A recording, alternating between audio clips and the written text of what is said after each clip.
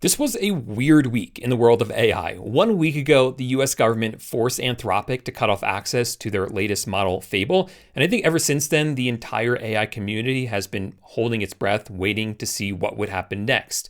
But some companies are still charging forward. And we've seen some interesting AI news this past week, including some unique AI glasses, some updates to ChatGPT that are really cool, and an update to one of the best AI super apps currently available. If you don't know who I am, my name is Paul J. Lipsky. Every week I release a video just like this one, recapping the top AI news stories from the past week that regular people actually care about. We don't talk about benchmarks or coding. This is the stuff that's actually going to make a difference in your life. So if that interests you, make sure to subscribe. Let's first talk about this Fable fallout. So after my last weekly AI news recap, I broke the story here on YouTube that the US government was shutting down Fable. And at that time, we didn't have a lot of information, but now we do. So let me recap for you what has happened so far.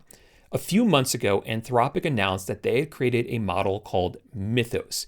And this is so powerful, particularly at discovering and exploiting software vulnerabilities, that it would have been irresponsible of them to release it publicly. So instead, on June 9th, they released a weaker version of it to the public called Fable 5. It's built on the same underlying tech as Mythos, but with very heavy guardrails added. And it was good, like really, really good. What happened next, though, isn't exactly clear. What we do know is that another company approached the US government and told them that they were able to successfully jailbreak Fable. That basically means that they were able to get it to do things that it wasn't supposed to be able to do. That was part of those guardrails, those protections. So it was able to break through those. The US government claims that they then talked to Anthropic and tried to work with them, but Anthropic refused. Anthropic, on the other hand, says, no, that never happened. The US government just reached out to us on a Friday and said, you have to close off access to Fable for all foreign nationals, which basically is impossible to enforce. So it effectively forced them to shut off access to all users across the world. Anthropic also went on to say that this jailbreak was not unique to Fable. It's a capability that already exists in other public models, but the US government apparently disagrees. Since then, Anthropic met with the government, but after that meeting, Fable was still offline. So things weren't looking too good. However, more recently, Anthropic has said that they are very confident that in the coming days, the model Fable will become available again. Now, I'm holding my breath here, waiting to see what's going to happen. And it's part of the reason I delayed this news announcement by 1 day, because I thought for sure that Fable would be back by now, and I could have a really good announcement for you guys that Fable is here, ready to be used. I have a feeling that I'm going to release this video and then a few hours later, Fable will be back online. Who knows? We really don't know at this point, but I am optimistic that Fable, at least some version of it, will come back pretty soon. Now, when Anthropic released Fable over a week ago, they gave every Claude user access to Fable 5 until June 22nd as part of their subscription. Then after that, it was supposed to be a pay-per-use system.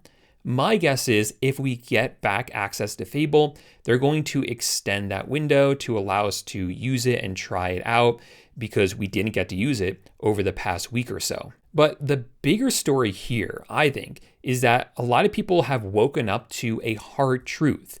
If you don't own the model, you don't have any real control over it. One government directive on a Friday afternoon and access to a frontier model can disappear overnight for everyone.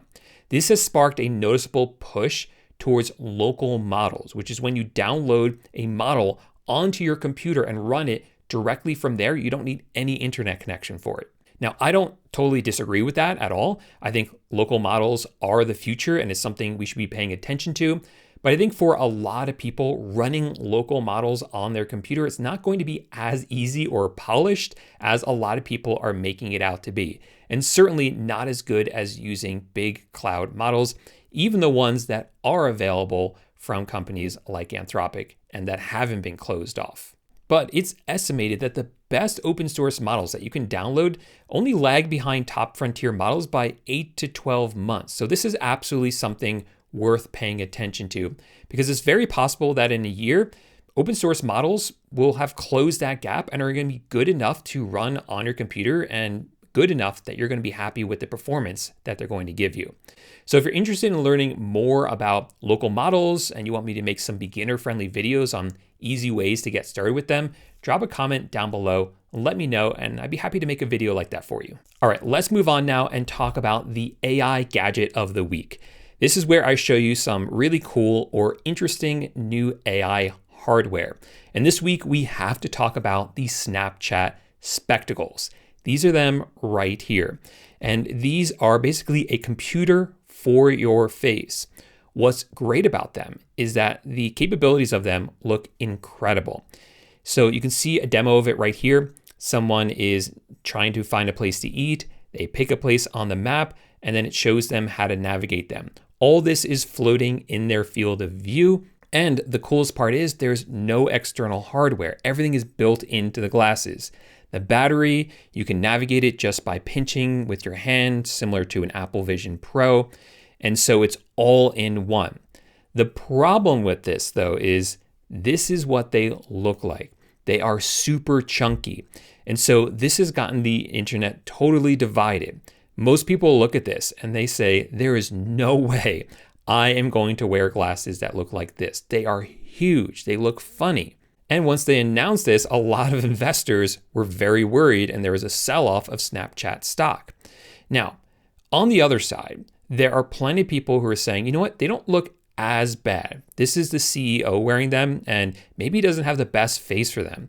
But if you look at other people who are wearing them, I'm sorry about the quality of this. This is the only video I could find. You can see that on this woman, they actually don't look that bad. And I think more importantly, this is a first or really like a second or third step product. These aren't new. Snapchat has been working on glasses like this for years. They've released glasses in the past, and they had developer glasses like this in the past. So this is their next iteration on it. And the software and like kind of what it can do is incredible and really good. We just have to work on getting these glasses smaller and smaller. So if you want, you can pre-order them. They're a few $1,000s. Let's see. Yeah, over $2,000. But personally, I'm not going to be ordering them because I just cannot see myself wearing these day to day. Maybe if I still lived in New York City, I would, or San Francisco, where people are super into tech and stuff like this wouldn't be that unusual. But for the suburban life that I live now, I just couldn't go outside wearing glasses like this. I would feel too foolish. But I do think it's a step in the right direction. I'm very excited about AI wearables, and there are some that are going to come out this year that I am really keeping my eye on. But for me, these aren't them. Next, I want to talk about some new updates to ChatGPT that you're going to want to hear about. But first, let's hear from today's sponsor, i10x. i10x is an all-in-one platform that gives you access to all the major AI models with one subscription. So if you come in here to the chat and click on the model selector, you'll see that you get access to models from OpenAI, from Google, from xAI, from Anthropic, and from DeepSeek, and even zAI if you wanted to. On the left, we have image generation, and here you can generate images using Nano Banana or GPT Image, for instance, and there's video generation with models like Kling and Google Veo. More recently, they added Super Agent, and you can start using this from scratch, or you can use one of these templates. So here, for instance, is a marketing campaign launch kit. This uses Google Sheets, it uses Slack, it uses Gmail, and this will build a complete campaign launch kit with clear audience, messaging, channel plan, launch timeline, and draft copy. And there's other ones here for SEO content briefs, AI visibility audits, and campaign launch pack.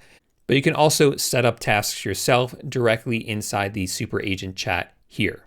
i10x starts at just $16 a month with annual billing, or $20 a month if you pay month to month. And that gives you 7,500 credits to use for super agents, for the LLMs, and for image and video generation. But for just $35 a month, you get access to 25,000 credits. So if you want to sign up for i10x, I'll have a link for it in the description down below. And thank you, i10x, for sponsoring this video. Okay, so back to the news. OpenAI released a really nice update to ChatGPT. There's a few things here.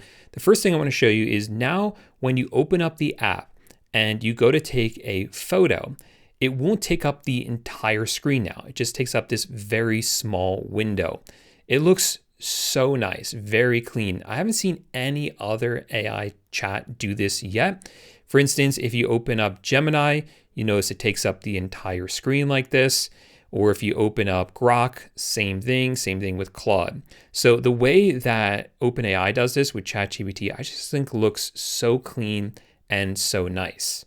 Another thing you can now do with ChatGPT is ask it to help you learn how to pronounce words correctly. So here I asked it how to pronounce exigent, and it now puts this little microphone or speaker button next to the word, and you can click on that to hear how it's pronounced. Exigent. Or here's another one. Here's hors d'oeuvres. Hors d'oeuvres. So pretty useful. I know for myself, for some reason, I tend to pronounce words incorrectly. So I am pretty happy about this one. That one's pretty neat. Next, there's been a really cool update to schedule tasks on ChatGPT.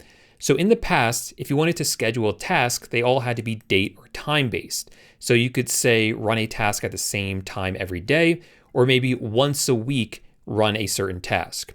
But now they can be more event based. So here, for instance, not really appropriate for this time of the year, but it will be helpful in the winter. I said, when there's a lot of snow forecasted at my local ski mountain, let me know the day before. So now it's monitoring for that. And here I said, whenever there is a new Christopher Nolan movie, find movie times for the film at my local theater. And now it's monitoring for that. So this is really easy to do. You just tell it in the chat what you want it to monitor for, and then it will add it as a scheduled task. Next, let's talk about OpenAI's super app, Codex. They just added this really cool new plugin. If you use Codex, click on the left where it says plugins and search for record and replay. There'll be a button to add it. And now when you come to a new chat, you can use record and replay.